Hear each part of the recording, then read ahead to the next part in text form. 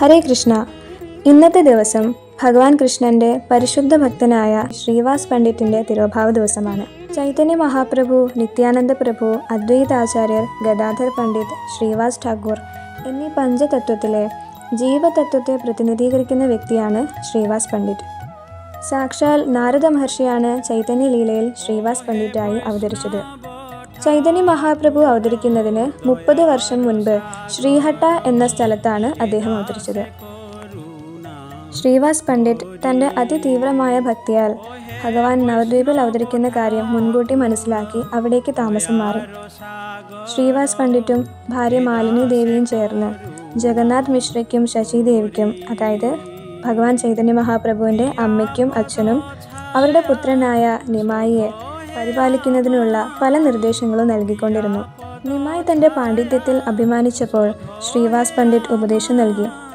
അദ്ദേഹം ഇങ്ങനെ പറഞ്ഞു: പാണ്ഡിത്യം കൊണ്ട് ഭഗവാൻ കൃഷ്ണനോടുള്ള ഭക്തി ലഭിക്കുന്നില്ല എങ്കിൽ അതുകൊണ്ട് ഒരു പ്രയോജനവുമില്ല. അതിനാൽ ഭഗവാനെ ആരാധിക്കൂ, അതാണ് ജീവിതത്തിൻ്റെ ലക്ഷ്യം. അപ്പോൾ നിമായി പറഞ്ഞു: അങ്ങയുടെ കാരുണ്യത്താൽ അത് തീർച്ചയായും സംഭവിക്കും. തീർച്ചയായും ഞാൻ ശ്രീകൃഷ്ണൻ്റെ തൃപ്പാദ ഭക്തി നേടും. താമസിയാതെ മഹാപ്രഭു ഗയയിൽ പോകുകയും അവിടെ വെച്ച് ഈശ്വരപുരിയിൽ നിന്ന് ദീക്ഷ സ്വീകരിക്കുകയും ചെയ്തു. ഒരു ദിവസം വളരെ ആനന്ദത്തിലായിരുന്ന ചൈതന്യ മഹാപ്രഭു ശ്രീവാസ് ഠാക്കൂറിൻ്റെ വീട്ടിലെത്തി ഇങ്ങനെ പറഞ്ഞു: ശ്രീവാസ്, നീ ആരെയാണോ ആരാധിക്കുന്നത്, ആരെയാണോ ധ്യാനിക്കുന്നത്, 2 കണ്ണുകൾ കൊണ്ടും ആ വ്യക്തിയെ കണ്ടോളൂ. അങ്ങനെ പറഞ്ഞിട്ട് അദ്ദേഹം ശ്രീവാസിൻ്റെ ഭവനത്തിലെ പൂജാമുറിയുടെ ഉള്ളിൽ പ്രവേശിച്ച് ഭഗവാൻ വിഷ്ണുവിൻ്റെ സിംഹാസനത്തിൽ ഇരുന്നു കൊണ്ട് ചതുർബാഹു രൂപത്തിൽ ദർശനം നൽകി. ചൈതന്യ മഹാപ്രഭു യുഗധർമ്മമായ ഹരിനാമ സങ്കീർത്തനം ശ്രീവാസ് ഠാക്കൂറിൻ്റെ വീട്ടിൽ വെച്ചാണ് ആരംഭിച്ചത്. അവിടെ സങ്കീർത്തനം ചെയ്യാൻ എല്ലാ ഭക്തരും ഒത്തുകൂടാറുണ്ടായിരുന്നു.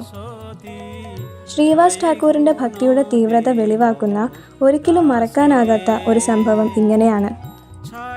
ഒരിക്കൽ ശ്രീവാസ് പണ്ഡിറ്റിൻ്റെ വീട്ടിൽ ചൈതന്യ മഹാപ്രഭുവിൻ്റെ നാമസങ്കീർത്തനം നടക്കുകയായിരുന്നു. അപ്പോഴാണ് ശ്രീവാസ് ഠാക്കൂറിൻ്റെ പുത്രന് അകാല മരണം സംഭവിച്ചത്. അപ്പോൾ സ്ത്രീകൾ വിലപിക്കുന്നത് കേട്ട് മകൻ്റെ മുറിയിലെത്തിയപ്പോഴാണ് അദ്ദേഹം മകൻ്റെ മരണവാർത്ത അറിഞ്ഞത്. വളരെ വലിയ ഭക്തനും ശാസ്ത്രങ്ങളിൽ പ്രാവീണ്യമുള്ള വ്യക്തിയുമായതിനാൽ അദ്ദേഹം ദുഃഖിതരായ സ്ത്രീകളെ ആശ്വസിപ്പിച്ചുകൊണ്ട് പറഞ്ഞു: ഭഗവാൻ കൃഷ്ണൻ്റെ മാഹാത്മ്യം അറിയുന്നവരാണ് നിങ്ങൾ. അതിനാൽ ആരും കരയരുത്, സ്വയം നിയന്ത്രിക്കുക. അവസാന നിമിഷം ഭഗവാന്റെ വിശുദ്ധനാമം കേൾക്കുന്നവൻ എത്ര പാപിയാണെങ്കിലും ഭഗവാന്റെ ലോകത്തെത്തും. അതേ ഭഗവാനാണ് നമ്മുടെ വീട്ടിൽ നൃത്തം ചെയ്യുന്നത്. അതുകൊണ്ട് ഈ നിമിഷം വളരെ ശുഭകരമാണ്. കുട്ടിയോടുള്ള അമിത വാത്സല്യം കാരണം നിങ്ങൾക്ക് വികാരത്തെ നിയന്ത്രിക്കാൻ കഴിയുന്നില്ലെങ്കിൽ കുറഞ്ഞത് കരയാതെയെങ്കിലും ഇരിക്കുക. നിങ്ങളുടെ കരച്ചിൽ ഭഗവാന്റെ ആനന്ദ നൃത്തത്തിൻ്റെ സന്തോഷത്തെ നശിപ്പിച്ചാൽ ഞാൻ ഈ നിമിഷം ജീവൻ ത്യജിക്കും. ഭഗവാന്റെ ആഗ്രഹപ്രകാരമല്ലാതെ ഒന്നും സംഭവിക്കുന്നില്ല. നിങ്ങളുടെ സ്വാർത്ഥത മാറ്റുക. ഇങ്ങനെ ഉപദേശിച്ച ശേഷം അദ്ദേഹം വീണ്ടും സങ്കീർത്തനത്തിൽ പങ്കുചേർന്നു. സങ്കീർത്തനം അവസാനിച്ചപ്പോൾ ചൈതന്യ മഹാപ്രഭു ശ്രീവാസ് ഠാക്കൂറിനോട് ചോദിച്ചു: ശ്രീവാസ്, ഇന്ന് എനിക്ക് സങ്കീർത്തനത്തിൽ ആനന്ദം അനുഭവിക്കാൻ കഴിയാത്തത് എന്തുകൊണ്ടാണ്? നിങ്ങളുടെ വീട്ടിൽ അശുഭമായ എന്തു കാര്യമാണ് നടന്നത്? ശ്രീവാസ് മറുപടി പറഞ്ഞു: ഇല്ല ഭഗവാനെ, ഭഗവാൻ എവിടെയുണ്ടോ അവിടെ ദുഃഖം ഉണ്ടാകില്ല. പക്ഷേ ശ്രീവാസിൻ്റെ മകൻ മരിച്ച വിവരം ഭഗവാൻ മറ്റു ഭക്തരിലൂടെ അറിഞ്ഞു. എന്തുകൊണ്ടത് പറഞ്ഞില്ല എന്ന് ചോദിച്ചപ്പോൾ ശ്രീവാസ് പറഞ്ഞത് ഇങ്ങനെയാണ്: അങ്ങയുടെ സങ്കീർത്തനത്തിന് തടസ്സമുണ്ടായാൽ എനിക്ക് ജീവിക്കാൻ കഴിയില്ല. അങ്ങയുടെ സന്തോഷം മാത്രമാണ് ഞാൻ ആഗ്രഹിക്കുന്നത്. ഗൗരംഗ മഹാപ്രഭു കുട്ടിയുടെ അടുത്ത് ഓടിയെത്തി. മഹാപ്രഭുവിൻ്റെ സ്പർശനത്താൽ ജീവൻ തിരിച്ചു കിട്ടിയ കുട്ടി ഭഗവാനെ നമസ്കരിച്ചിട്ട് ഇങ്ങനെ പറഞ്ഞു: അങ്ങ് വിധിച്ചതെന്തും പൂർണ്ണമാണ്. എൻ്റെ ഭഗവാനെ, ഞാൻ പലതവണ ജനിക്കുകയും മരിക്കുകയും ചെയ്തു.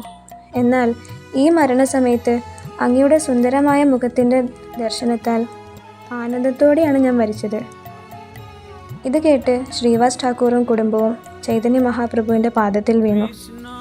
മഹാപ്രഭു അദ്ദേഹത്തോട് പറഞ്ഞു: നിങ്ങൾ വിഷമിക്കരുത്. ഞാനും നിത്യാനന്ദനും നിങ്ങളുടെ മക്കളാണ്. അങ്ങക്കിനി ഒരിക്കലും ദുഃഖം അനുഭവിക്കേണ്ടി വരില്ല. അശുഭമായ ഒന്നും ഇവിടെ ഇനി നടക്കില്ല. ഇതിൽ നിന്ന് നമ്മൾ മനസ്സിലാക്കേണ്ടത് ഭഗവാന്റെ തിരുനാമം വളരെ ശുഭകരമാണ്. എവിടെയാണോ ഭഗവാന്റെ തിരുനാമം ജപിക്കുന്നത് അവിടെ ഒരിക്കലും അശുഭകരമായി ഒന്നും നടക്കുകയില്ല. ഇന്നത്തെ ദിവസം നമുക്ക് ശ്രീവാസ് ഠാക്കൂറിനോട് പ്രാർത്ഥിക്കാം. ഭഗവാന്റെ പരിശുദ്ധ നാമം ജപിക്കാനുള്ള അനുഗ്രഹം നൽകണമേ എന്ന് അദ്ദേഹത്തിനോട് പ്രാർത്ഥിക്കാം. ഹരേ കൃഷ്ണ.